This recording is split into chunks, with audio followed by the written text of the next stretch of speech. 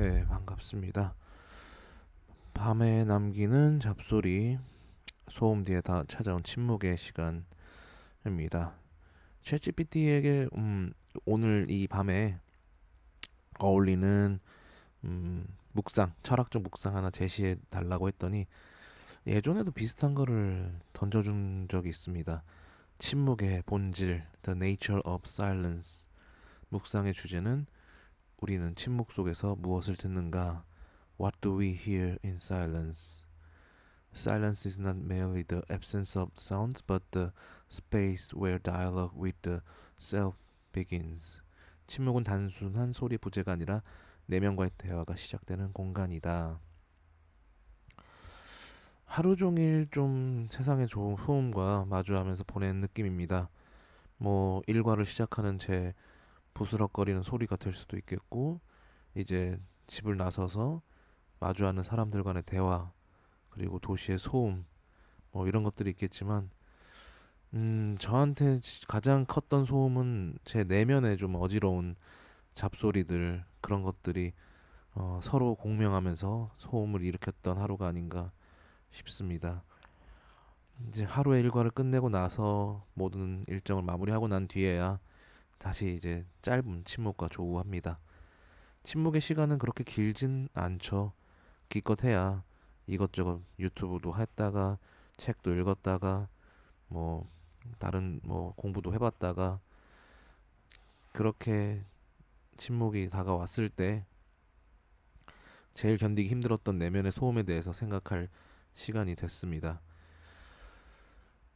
저는 최근까지도 일을 쉬고 있어요. 뭐 공공근로를 하고 있다지만 사실 예전에 일하던 곳에서 어떤 정신적 후유증이 조금 염려돼서 제가 생각했을 때도 뭐 다른 사람들이 생각했을 때도 괜찮아 보이겠지만 정신적 후유증이라는 건 마치 자동차 사고랑 좀 비슷해서 언제 어떻게 후유증이 또 올지 모르니까 그런 걱정 때문에 잠시 유예 기간을 가져보자. 그 유예 기간 동안에는 무엇을 할까? 예전에 했던 꾸준히 했던 것처럼 뭐 운동을 한다든지 봉사를 한다든지 일도 간단히 해보든지 뭐 독서 뭐 이런 공부들 비어 있는 시간을 이런 식으로 채워 나가는 방법을 택했습니다. 대신 다 자발적인 것들이었죠. 오히려 침묵 속에서 얻을 수 있는 정신적 안정과는 좀 거리가 있는 행동이었을지도 모르겠습니다. 하지만 이런 활동들을 하면서 뭔가 지친다거나 스트레스 받는다면은 저조차도 이제 이런 활동을 못했을 텐데 충분히 이런 것도 하면서 뭐 친구들도 만나면서 오히려 살이 좀 포동포동하게 많이 이제 올라왔죠. 그래서 스트레스를 받으면서 이런저런 활동을 하는 건 아니라고 봅니다. 근데 한 가지 이제 좀 아쉬움이 드는 생각은 이 정도 활동을 할 에너지가 있다면은 그냥 일을 다시 다른 일이라도 시작을 했으면 혹시 이런 금전적인 어떤 어려움이 없었지 않았나 그런 쪽으로 좀 약간 반쪽짜리 인간이 된 느낌을 안 받지 않았을까 하는 그런 아쉬움은 있었던 거 아닌가 싶습니다. 나는 무슨 핑계 때문에 일을 바로 시작하지 않았을까? 정신적 후유증이 진짜 있는 게 맞을까? 후회라기보다는 제 선택에 대해서 맞는지 아닌지를 생각을 좀 해봤습니다. 뭐 돌이킬 수는 없죠.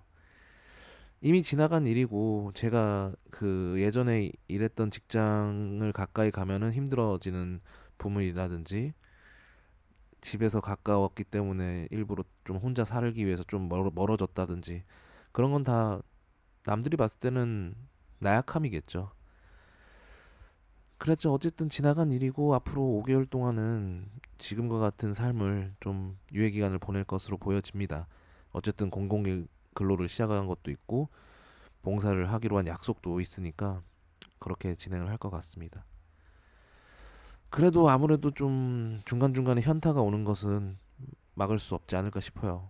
앞서 말했듯이 약간 반쪽짜리 이게 인간이란 느낌이 드는 건 역시나 사람은 이 나이에 어쨌든 독립적인 인간이 되려면 먹고 사는 문제는 스스로 해결을 해야 되기 때문에 특히 일을 하지 않는 사람이라는 건 사실 자본주의 사회에서는 말이 안 되는 부분이죠. 노동자로서 뭐 부자가 아닌 이상 부자들도 일을 열심히 하죠.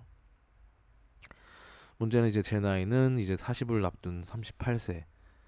근데 사실상 무일푼에 가까운 수컷의 삶. 솔직히 쪽팔린 이력으로 살아가고 있는 건 사실이지만 생각보다 만족감 있게 살곤 있어요. 이거는 다른 사람한테 말하기 어려운 제 어떤 자존이죠. 왜 이런 만족감을 느끼느냐면 아무래도 제가 워낙 그 밑바닥을 찍어본 그런 때 정서를 알기 때문에 정말 지옥과도 같은 그 밑바닥 감정을 느껴봤기 때문에 아무래도 이미 리바운드가 되는 건 아닌가 싶습니다. 정말 지옥 같은 자존감의 바닥을 찍었던 한 5년여간의 그 삶이 있었기 때문에 그때가 요양보호사를 하던 정말 소위 말해서 병신 같은 이제 삶을 살았던 그때가 있어서 그때 생각하면은 지금은 되게 잘 회복해서 잘 자주적으로 좀 움직이는 걸 보면은 스스로 좀 대견하다는 생각이 들기는 합니다. 물론 사회 경제적 지위는 밑바닥인 건 인정하죠. 그런 걸 인정하지 않고 정신 승리를 하는 그런 태도는 사실 남들에게 말하기 좀 어렵습니다. 남들에게 이런 구구절절한 사연을 들려주는 것도 우습고 어쨌든 제가 어떤 일을 하느냐, 뭐 어떤 정도의 재산을 가지고 있느냐, 뭐 하다 그런 걸로밖에 보여줄 수가 없는 게 당연한 거죠. 그걸 속물적이라고 표현하는 것도 아니고 어쨌든 나만의 어떤 사회 경제적 명함이 없다는 거는 굉장히 이제 어떤 특히 남성으로서에는 값어치는 없죠. 이런 거를 너무 비하적으로 말한다기보다는 객관적으로 좀 설명하는 부분이고 그런 걸 떠나서 조금 개인적으로는 점점 지혜로워지고 있어서 뭔지 모르는 자신감인지 모르겠지만 스스로가 되게 지혜를 좀 갖춰 나가고 있다라는 자부심 그런 건 있는 것 같아요. 사람이 좀 제가 원하던 삶의 어떤 두 가지 축은 자유로운 인간이라는 점 하나랑 조금 지혜로운 사람이 되자. 지식을 내가 누구보다 앞서긴 어렵겠지만 좀 더 지혜로운 사람이 되자라는 마음을 품고 살아가는데 그 두 가지는 조금씩 그래도 나아가고 있지 않나 생각이 들어요. 뭐 그런 부분에 대해서는 만족하지만 이것과 사회 경제적인 그런 부분은 좀 반대급부로 움직일 때도 있다. 제가 약간 그런 쪽으로 패배 의식에 좀 있다고는 솔직히 수긍합니다. 그런 지적을 받는 부분에 있어서는 약간 루저 의식이라고도 이제 지적을 받은 적이 있는데 수긍하죠.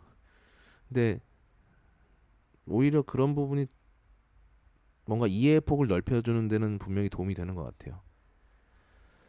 그래서 항상 그런 부분에서는 또 좋게 좋게 생각하려고 하는 부분이고 내가 이제 무엇을 원하는 사람인지에 대해서는 항상 증명할 필요는 있다고 봅니다. 그게 꼭 사회적 지위의 회복을 뜻한다기보다는 아까 말했던 내가 자유로운 주체 그리고 좀 더 지혜로울 수 있는 사람이 된다는 부분을 꿈꾸면서 이제 곧 마흔이 될 예정인 예, 라디오 녹음자입니다.